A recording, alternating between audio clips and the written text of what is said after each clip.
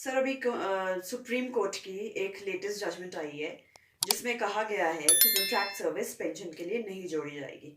तो ये क्या जजमेंट है, आप प्लीज हमें बताएंगे। नमस्कार दोस्तों, जैसे आपने देखा ही होगा, अभी कुछ दिनों पहले मैंने एक वीडियो बनाई थी जिसमें मैंने रेफरेंस दिया था honourable high court of Himachal Pradesh के जजमेंट का। जैसा कि आप देख पा रहे हैं, इसमें यह कहा गया था कि जो कॉन्ट्रैक्ट सर्विस है वो जो है सीसीएस पेंशन रूल के मुताबिक काउंट होगी अपनी रेगुलर सर्विस में एज ए क्वालिफाइंग सर्विस। और जैसे ये वीडियो मैंने डाली, काफ़ी लोगों ने इसे लाइक किया, काफ़ी कमेंट्स आए, फीडबैक आए, लेकिन उसी के ही साथ साथ मुझे एक ऑनरेबल सुप्रीम कोर्ट की जजमेंट का हवाला दिया।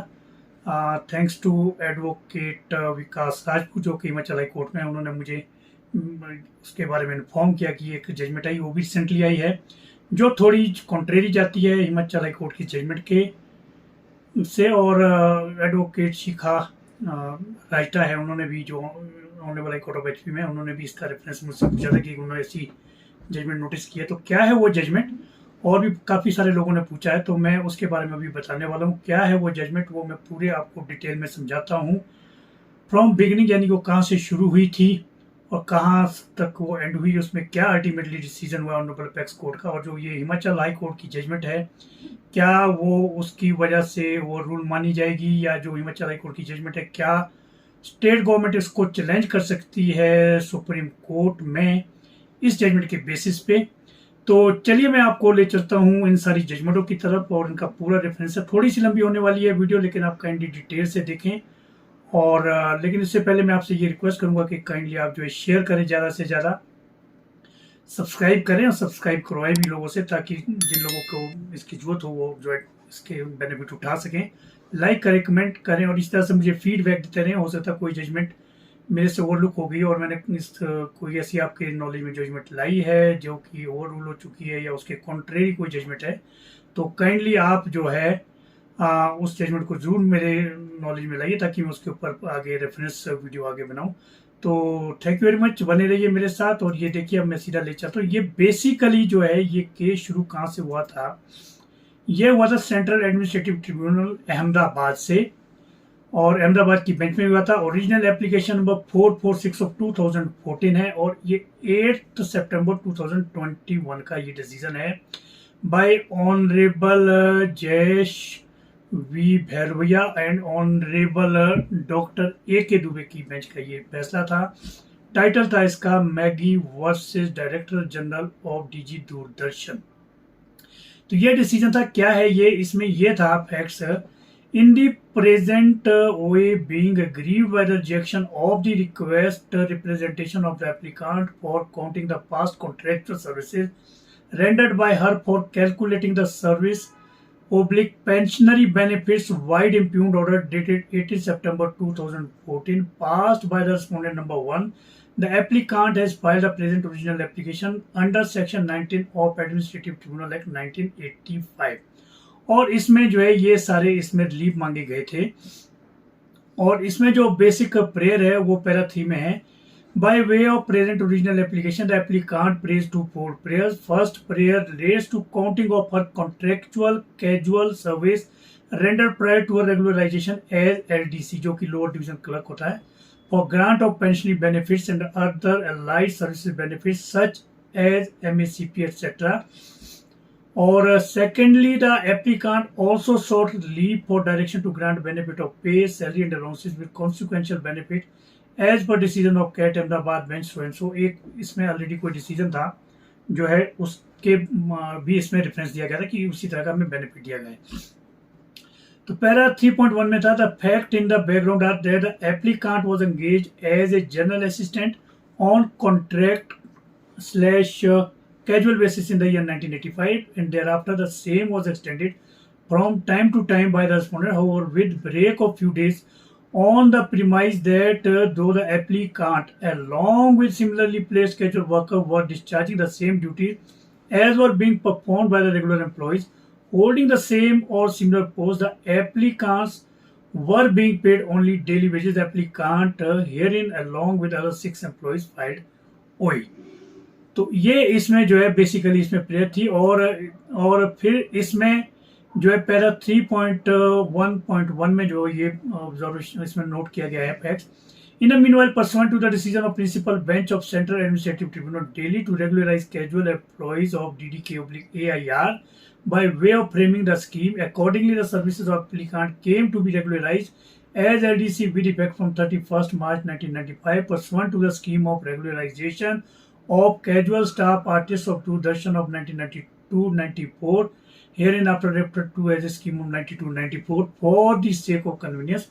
The applicant was given regular scale of LDC from the date of regularization on the set post. In fact, इस केस में जो नोट करने वाली चीज है वो ये भी है कि इसमें ये लिटिगेशन कई बार हुई है, कई डिफरेंट एस्पेक्ट्स पे हुई है, लेकिन इस प्रेजेंट केस में ये स्पेसिफिक था कि जो कैजुअल सर्विस है उसको जो है काउंट किया जाए for the purpose of pension. Para 8 में जो ऑब्जर्वेशन की है सेंट्रल एडमिनिस्ट्रेटिव ट्रिब्यूनल में वो ये है, at the outset to have the correct scenario in the background of dispute, it may be mentioned that the applicant along with others who are working as general assistance clerks on daily wages contractual service approached this tribunal in OA number so and so seeking relief of getting the same pay on par with regular employees. This tribunal wide its order so and so held that the applicants are entitled to remuneration on par with the regular employees and directed the respondents to grant the equal salary and allowances that are paid to the regular general assistance clerks from October 1990 and areas of salary for the period 21 January 1986 to September 1990, with an observation that applicants are not entitled to any areas beyond 21st January 1986 from 1 year before the filing of the said OA. It can be said that this tribunal only directed to pay equal pay for equal work with effect from October 1990 and in any areas payable to the applicant, it was further ordered that such payment be paid for limited period of so and so and held that applicants were not entitled to any areas beyond so and so. Accordingly, the applicant was paid equivalent salary as the regular employee. At the same time, the respondent continued to engage the applicant as casual artist that on contractual basis for limited period. एक issue इनका ये था जो पहले वाली litigation में ये decide हुआ था कि रेगुलर स्केल मिलेगा, लेकिन एरिया जो है उनका कटेल हो गया था इसमें. फिर फर्दर जो है पैरा 9 में जो ऑब्जर्वेशन की है सेंट्रल एडमिनिस्ट्रेटिव ने वो ये था, on the one hand the applicant happily accepted the fruit of the scheme to get the regularisation in the post of LDC with effect from 31st March 95 and in the same breath now seeks to get the benefit which is not flowing from the said scheme when the scheme itself has no provision for counting services rendered prior to regularization of for calculating pensionary and service benefits. The question of granting such relief does not arise at all. The claim of the applicant that her case is identical to the case of Ulhas T. Arrekar vs. Union of India Supra in our considered view is misplaced and not tenable as discussed here in above in para 8.2 above. It is apt to mention that engagement of the applicant on contractual basis was not against any sanction post and as noted here in above, once the regular vacancy rose, the applicant was offered regular employment as LDC with effect from so and so. Accordingly, the applicant's pay was fixed as regular employee. In view of what has been discussed above, we do not find any infirmity in the impugned decision. This OA being devoid of merit, no interference called for the OA accordingly dismissed. तो ये इनकी जो original application थी वो हो गई dismiss. इसके against इन्होंने आगे जो है रिट पिटीशन फाइल की before honourable Gujarat high court. Before जो है वो भी डिवीजन बेंच में लगी थी. Honourable mister justice NB Anjaria and honourable mister justice Samir J Dave. और इसमें जो है जो बेसिक फैक्ट जो नोट करने के लिए है वो पैरा 2 में है. The petitioner Shrimati Margaret H Ferrier, शायद पूरा नाम था उनका, जो मैगी इनका शॉर्ट नेम था. After marriage Shrimati MH Desai who was initially appointed as casual labourer since 1984, the same came to be regularized to be appointed in temporary capacity as lower division clerk from 10th April 95, made a representation to the competent authority of the respondents for counting her past contractual services for the purpose of calculating the pensionary benefits. फिर ये case आगे discuss करने के बाद rule 13 का हवाला इसमें भी दिया गया, जैसा कि honourable high court of HP ने दिया है. noticing the relevant rules from the Central Civil Services Pension Rule 1972, which would govern the entitlement of the petitioner above the total qualifying service. Rule 13 deals with the commencement of qualifying service. और इसमें यही बात है जो मैंने पहले वाली video में भी कही है, जो honourable high court of HP ने भी उसका रूल का हवाला दिया है कि वो सारी सर्विस जो है इसमें काउंट होनी है।